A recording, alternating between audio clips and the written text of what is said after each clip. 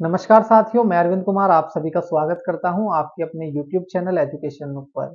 साथियों, 2027 में जो जनगणना होने वाली है भारत की, वो 16वीं जनगणना होगी और स्वतंत्र भारत की आपकी 8वीं जनगणना होगी, जो कि डिजिटल होने वाली है पूर्ण रूप से। ठीक है, तो मैं आज की इस वीडियो में आपको बताऊंगा कि ये जो जनगणना होने वाली है ये किस प्रकार होगी और सरकार ने इसके लिए क्या व्यवस्था की है। आज की इस वीडियो में हम इसी टॉपिक में बात करने वाले हैं। तो चलिए आज की ये वीडियो हम स्टार्ट करते हैं।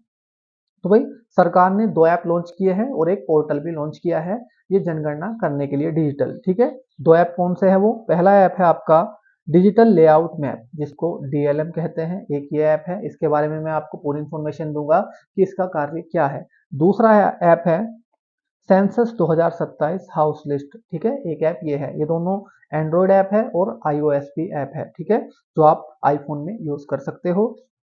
और एक पोर्टल भी लॉन्च किया है जो कि आम जनता के सेल्फ इन्यूमरेशन पोर्टल है। ठीक है, जो ये पोर्टल लॉन्च किया है यह आम जनता के लिए सेल्फ इन्यूमरेशन पोर्टल है। इसमें जो आम जनता होगी वो अपनी जनगणना से संबंधित डिटेल इसमें फीड कर सकती है खुद से। ठीक है, चलिए भाई, इन ऐप के बारे में हम बात कर लेते हैं डिटेल में कि इन ऐप का कार्य क्या होने वाला है इसमें।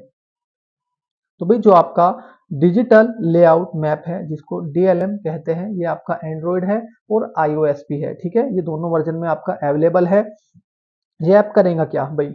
यह ऐप जनगणना के हाउस लिस्टिंग ब्लॉक एचएलबी की डिजिटल मैपिंग करेगा। ठीक है भाई, जो आपका डिजिटल लेआउट मैप है ये क्या करेगा? यह ऐप जनगणना के हाउस लिस्टिंग ब्लॉक, ठीक है, की डिजिटल मैपिंग करेगा।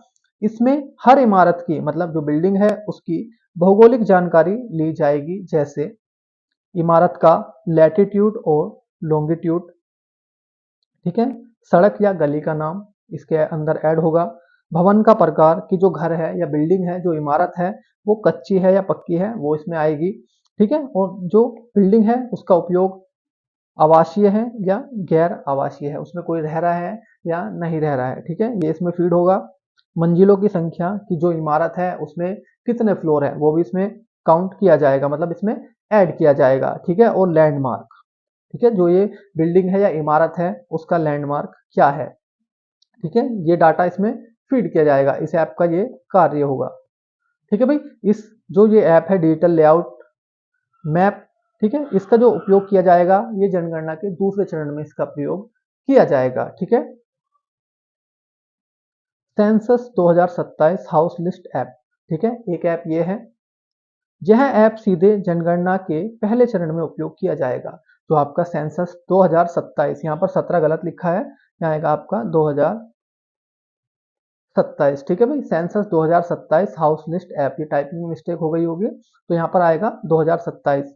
ठीक है, इसका जो उपयोग किया जाएगा, इसका सीधे तौर पर जनगणना के पहले चरण में इसका उपयोग किया जाएगा। इसके अंदर जो डाटा रखा जाएगा या फीड किया जाएगा वो घर में बिजली है या नहीं है वो बताया जाएगा इसमें। ठीक है, पानी है या नहीं है, शौचालय की सुविधा है या नहीं है, वो इसके अंदर फीड किया जाएगा। ठीक है भाई, घर का प्रकार और निर्माण कि घर कच्चा है या पक्का है वो भी इसमें फीड किया जाएगा, और वो बना हुआ कैसा है। ठीक है, सीमेंट से बना हुआ है, मिट्टी से बना हुआ है, वो इसमें यहाँ पर डाटा फीड किया जाएगा। ठीक है भाई, खाना बनाने के लिए इस्तेमाल होने वाला ईंधन कि लकड़ी से बना रहे हैं, गैस से बना रहे हैं, ठीक है, वो इसमें फीड किया जाएगा कि जो व्यक्ति है वो खाना कैसे बना रहा है। ठीक है, इसका जो ऐप है ये आपका सेंसस 2027 हाउस लिस्ट ऐप, इसका ये कार्य होगा, इसमें ये डाटा फीड किया जाएगा। अब जानते हैं कि जो ये डिजिटल जनगणना कराई जा रही है इसके फायदे क्या है। ठीक है भाई, हम कोई भी चीज बनाते हैं तो हम फायदे के लिए बनाते हैं, नुकसान के लिए तो नहीं बनाते हैं। तो हमें फायदा भी जानना जरूरी है कि ये जो जनगणना डिजिटल कराई जा रही है इसके फायदे क्या क्या हो सकते हैं। तो भाई, पहला फायदा है इसका, जो डाटा होगा वो क्या होगा? सटीक होगा।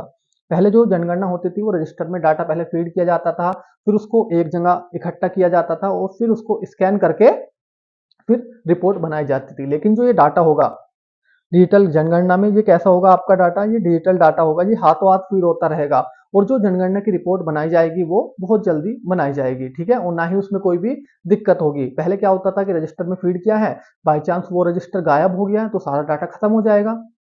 ठीक है, तो इसका ये फायदा होगा जो आपकी डिजिटल जनगणना है कि जो डाटा होगा वो एकदम सटीक होगा और एकदम सही ढंग से बना होगा। ठीक है, हम रजिस्टर में नाम लिखते हैं जल्दी जल्दी में तो मिसमैच हो जाता है डाटा कि इसका नाम क्या था, सही से फीड नहीं कर पाते हैं।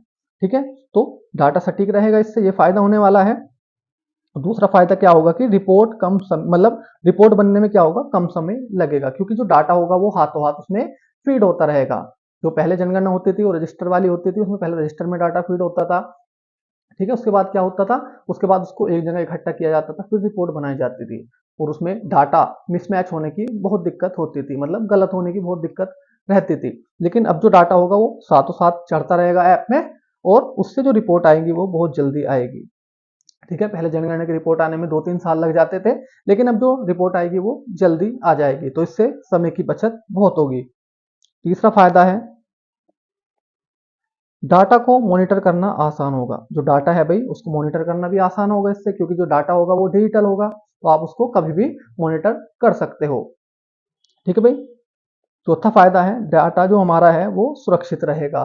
पहले क्या होगा, अगर मान के चलो कोई आपदा आ गई है, तो जो रजिस्टर है वो इधर उधर हो जाएंगे, अगर पहले की तरह जनगणना करे तो उससे क्या होता था, नुकसान होने का चांस रहता था कि अगर कोई आपदा आई है तो जो डाटा होगा वो गायब हो जाएगा। लेकिन इसमें क्या होगा कि जो डाटा होगा वो सर्वर पर सुरक्षित रखा जाएगा, इसका ये भी फायदा है, ठीक है। डाटा लॉस्ट होने की चांस बिल्कुल खत्म हो जाते हैं। और ये जो जनगणना होने वाली है, जो 16वीं जनगणना होगी भारत की, ये कैसी होगी, जातिगत जनगणना होगी। इसमें जाति जैसे SC ST OBC है ना, जर्नल, इन सभी का जाति वाइज डाटा इकट्ठा इसमें किया जाएगा, ठीक है।